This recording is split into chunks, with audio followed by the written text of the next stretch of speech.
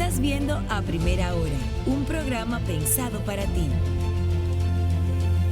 Señores, seguimos aquí en A Primera Hora llevándoles informaciones importantes desde hace unas cuantas semanas y ustedes han visto que estamos tomando cada vez más fuerza con el tema de la inteligencia artificial, de la robótica y de cómo los avances tecnológicos están haciendo que el mundo cambie. Y hemos contactado a Vanessa Ortega, quien es parte de una empresa que a nivel internacional tiene diríamos que la potestad para programar y desarrollar proyectos aquí en República Dominicana. Y ella es Latin American General Manager de Robot Lab Latinoamérica y está con nosotros desde Colombia. Buenos días, Vanessa, ¿cómo estás? Buenos días, Loreni, ¿qué tal? Muy bien por acá. Gracias por recibir esta comunicación con nosotros y queremos iniciar contigo justamente diciéndonos qué es Robot Lab Latinoamérica y sobre todo a qué se dedican desde esta parte del mundo para Latinoamérica. Claro que sí, Loreni. Mira, básicamente RobotLab es una empresa que está dedicada a hacer implementaciones en robótica y desarrollo de proyectos a gran escala. Somos una corporación que en este momento tiene más de 35 sedes. Estamos centrados en Estados Unidos en nuestro mayor, digamos que apogeo, y también tenemos representación para Latinoamérica. Nuestro foco principal es el desarrollo de proyectos tanto educativos, ya sea en universidades o en centros académicos, pero también en todo lo que tiene que ver con empresa. Entonces allí tenemos ya robots que están entrando directamente en nuestro día a día y también dentro de la cadena de valor de cada una de las empresas. Vanessa, buenos días. Elías Cornelio, bienvenida. Una pregunta, Vanessa, en este mundo de la robótica, ¿cuál es la mayor cantidad de demanda? Es decir, ¿hacia dónde va la demanda de los robots que ustedes producen y que aportan? Pues, buenos días, ¿cómo estás? Mira, en este momento tenemos dos focos muy importantes y podríamos hablar algo también de manera cultural.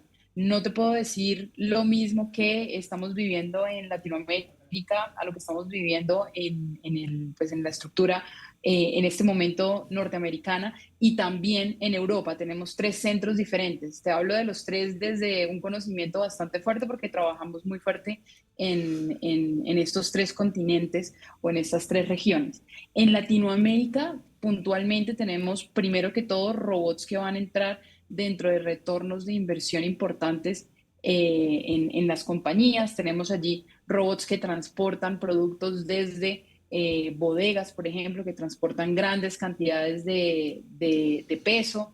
Luego de esto tenemos robots de limpieza, en donde ya comenzamos a tener una limpieza un poquito más, digamos que estructurada, sobre todo en grandes superficies, como lo pueden ser centros comerciales de unas zonas abiertas muy grandes. Y por último, vemos allí también algo interesante en robótica más social, más de interacción con el ser humano, para poder dar algún tipo de ayuda, ejemplo, frente a preguntas frecuentes o también información que queramos llegar de una manera un poco más directa hacia el cliente final, que son la ciudadanía como tal.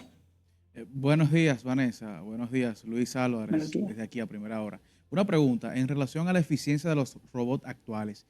¿Qué tan eficientes son debido a las demandas actuales, digamos, en la parte laboral y en la parte constructiva? Correcto. Cuando hablamos de eficiencia, hablamos de muchas cosas diferentes. Aquí, si bien es cierto que los robots entran dentro de nuestra parte operativa, a día de hoy no pueden operar completamente de manera autónoma, es decir, siempre vamos a necesitar la mano humana que esté ya sea o en el backend desarrollando una programación para los robots o también haciendo ciertos temas de acompañamiento. Entonces, este tema de eficiencia lo vamos a tomar desde diferentes frentes. El primero podría ser sobre todo para los robots que están más de frente al público, es cuántas horas pueden operar y cuántas horas tienen de recarga, ¿no? Aquí estamos hablando que a día de hoy los robots que se comercializan de manera masiva tienen un promedio entre 5 a 8 horas de operación de manera continua y luego vamos a tener algunos tiempos de recarga. Ahora, frente a la interacción con humanos, es decir, frente a la eficiencia en la que yo doy una respuesta, ya bien sea, digamos, si estamos en esta parte de robótica social, ya tenemos integraciones muy interesantes con, por ejemplo, softwares como ChatGPT, que son softwares de inteligencia artificial generativa, en donde podemos hablar desde un término muy famoso en robótica que se llama lenguaje natural, que no es nada más sino el lenguaje o la manera de expresarnos entre humanos, ¿no? Ya sabes que en Colombia y en República Dominicana tenemos varios tipos de palabras diferentes, pues este tipo de inteligencias nos ayudan a entender básicamente esa dialéctica diferente y poder dar una respuesta adecuada. Entonces, en términos de eficiencia, podríamos mirarlo desde muchos aspectos, pero entre los más famosos estamos teniendo eficiencias ya bastante altas que están desarrollando puntos muy importantes de manera operativa. Claro, Vanessa, tú sabes que me gustaría saber qué tan lejos estamos de eso que tú mencionas, de ese comportamiento más natural. Sabemos que ustedes como Robot Lab Latinoamérica les encarga o se encargan de programarlo según la solicitud de cada cliente. ¿Qué tan lejos estamos de un robot que sea más autónomo? Y los modelos que hay en el mercado que ustedes manejan, sobre todo los que son humanoides. También, ¿cuáles son los más demandados? Porque sé que ustedes tienen varios modelos que son de mucho interés. Claro que sí. Mira, nosotros en este momento tenemos casi que todo el mercado de robótica humanoide. Somos distribuidores y implementadores, entonces nos ayuda a trabajar con todos los fabricantes en el mundo, ¿no? Nuestra diferencia es que antes de sacarlos al mercado les hacemos unas pruebas bastante juiciosas, como decimos aquí en Colombia, que es muy estrictas. Básicamente, ¿para qué? Pues para asegurar que el robot sí tiene una finalidad en el mercado latinoamericano o estadounidense, o también dependiendo del mercado europeo en el que lo llevemos. Entonces aquí tenemos varias versiones. Uno de los más famosos es el robot de Tesla, que se llama Optimus, que es un robot humanoide bastante alto y que también va a poder desarrollar diferentes tipos de, digamos que de humanización cotidiana. Aquí tenemos muchos puntos muy importantes a resaltar. Primero, cuando hablamos de que el robot sea lo más humano posible, estamos hablando de unos requisitos bastante complejos. Piensen un poco cuánto nos demoramos nosotros como humanos en aprender a caminar, ¿no? Aprendemos más o menos después de los 2, 3 años y es un aprendizaje diario. Exactamente lo mismo pasa con los robots, no porque no puedan caminar de una manera sencilla, digamos que hacer la caminata normal, sino porque cada uno de nuestros entornos es diferente. Pensemos en lo siguiente, pensemos en la casa de cada uno de nosotros. Seguramente no tenemos en el mismo lugar la nevera o la cocina, incluso para hacer unos huevos, no todas las personas alrededor del mundo guardan los huevos en el mismo sitio. Este es el gran, digamos que el gran trabajo que se tiene que hacer con ese tipo de robots para poder enseñarles de una manera mucho más rápida y autónoma a entender la lógica de cada una de nuestras casas o de nuestros entornos. ¿Qué tan lejos estamos de allí? A pesar de que se escuche un poco complejo, nosotros no lo vemos muy lejano. Podemos hablar de que en unos 5 o 6 años ya vamos a tener los primeros robots que de paquete, es decir, una vez los abres, pueden comenzar a desarrollar este tipo de proyectos en cada una de las casas.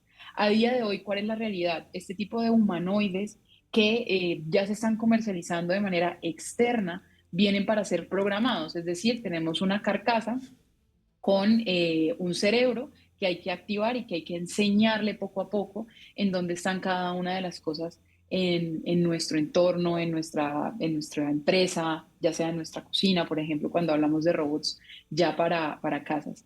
Entonces, no estamos muy lejanos a desarrollar este tipo de proyectos, pero aquí hago un llamado muy especial porque no solamente lo hacemos nosotros como empresa, sino que aquí también necesitamos el interés y el apoyo, sobre todo iniciando en estos proyectos de investigación a través de universidades y de proyectos de investigación más profundos, para también darles esa ayuda a entrar a esas lógicas latinoamericanas, que si bien somos muy diferentes entre países, comunicamos muchas cosas de manera similar. Similar. Entonces, no estamos muy lejanos, es el resumen. Sí.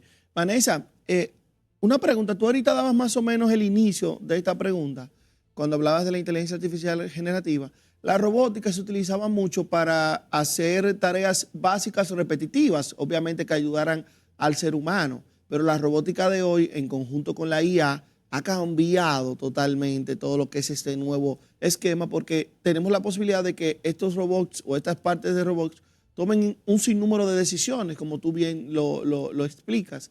¿Cómo esta interacción de la robótica y la IA ha cambiado el proceder de ustedes? Y en general, ¿cómo tú ves? En algunos países todavía se ve la inteligencia artificial como si fuera algo a futuro, o sea, pero nos está cambiando el presente. Que tú nos digas cómo los ha cambiado a ustedes y cómo tú ves el panorama en general en ese sentido. Claro que sí. Mira, nosotros llevamos en esta industria 18 años, es decir, estamos desde que salió el primer robot. De hecho, uno de los dueños de la empresa desarrolló en conjunto con una empresa llamada Aldebarán el primer robot humanoide pequeñito, se llama Nao. Y de este robot, de su lanzamiento hace 15 años hasta hoy, hemos cambiado muchísimas cosas. Todavía se sigue comercializando este robot claramente con sus nuevas versiones, pero hemos visto de primera mano el avance que la inteligencia artificial ha tenido. Hablamos de inteligencia artificial hace más o menos desde hace unos 20, 25 años que se comienzan a desarrollar los primeros modelos en donde las computadoras comienzan a tomar decisiones. Pero sin embargo, digamos que parámetro de que reemplazamos tareas repetitivas no ha cambiado. Lo que pasa es que las tareas repetitivas que hemos comenzado a desarrollar sí han tenido ciertas variaciones. Por ejemplo, te voy a poner un ejemplo. Ahora para nosotros en el día a día es muy sencillo tomar el teléfono, hacernos una cuenta con una inteligencia artificial generativa como lo es ChatGPT y preguntarle cómo organizar mi mañana, ¿no? Es algo que yo hago todos los días, en donde yo tengo que llegar, abrir mis correos electrónicos, comenzar a responder y seguir desarrollando mi día a día y seguir organizándolo de manera consecutiva.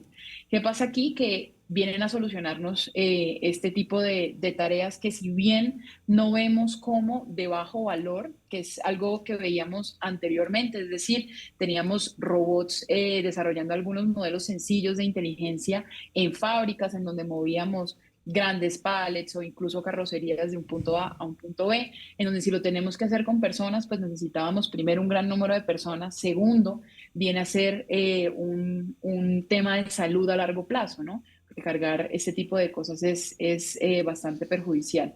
Y comenzamos a tener las primeras implementaciones allí. Ahora, ¿qué venimos a hacer? Esas tareas repetitivas que no exigen, digamos que una gran utilización de nuestra lógica cognitiva, vienen a ser reemplazadas por este tipo de inteligencias artificiales. Ahora bien, la pregunta del millón es, ¿nos van a reemplazar o no nos van a reemplazar dentro de esta esa era lógica? la pregunta que venía, ¿eh? ¿Nos reemplazarán? Correcto. Claro, porque comenzamos a asustarnos un poco, ¿no?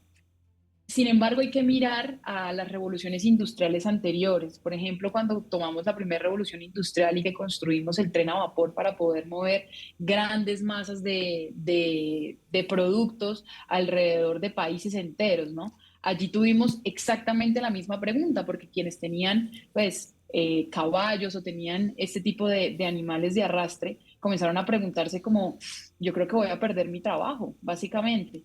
¿Y qué pasa y qué ha pasado a lo largo de la humanidad? Hemos sido muy inteligentes y hemos logrado transformar ese tipo de empleos y ese tipo de, digamos que, de tareas repetitivas. Está pasando exactamente lo mismo. Yo creo que el llamado en general no es asustarse, sino a ingresar en ese tipo de trabajos en donde tenemos una conciencia cognitiva muy grande. Por ejemplo, el tipo de ingenierías de programación. En este momento, claramente, ChatGPT tiene la posibilidad de realizar programaciones, pero tenemos una asertibilidad frente a lo que nos da del 80%. ¿Esto qué significa? Que todavía sigue teniendo muchísimos errores y la única persona que puede identificar que hay un error y que puede mejorarlo siempre será una persona pensante, ¿no? Entonces allí, digamos que tenemos un paradigma bastante grande y es que la máquina sigue necesitando al humano para poder desarrollarse y lo va a seguir necesitando siempre. Entonces aquí, en vez de asustarnos frente a estas nuevas tecnologías, hay que aprovecharlas a nuestro bien para poder seguir desarrollando esas habilidades blandas que nos hacen humanos. De verdad que sí, agradecemos esta intervención tuya, Vanessa. Ojalá poder tenerte cada vez que tengas algún avance, algún tema interesante que pudiéramos compartir para la República Dominicana, sobre todo para el sector empresarial, porque yo sé que aquí en República Dominicana ya hay varias empresas detrás de esto.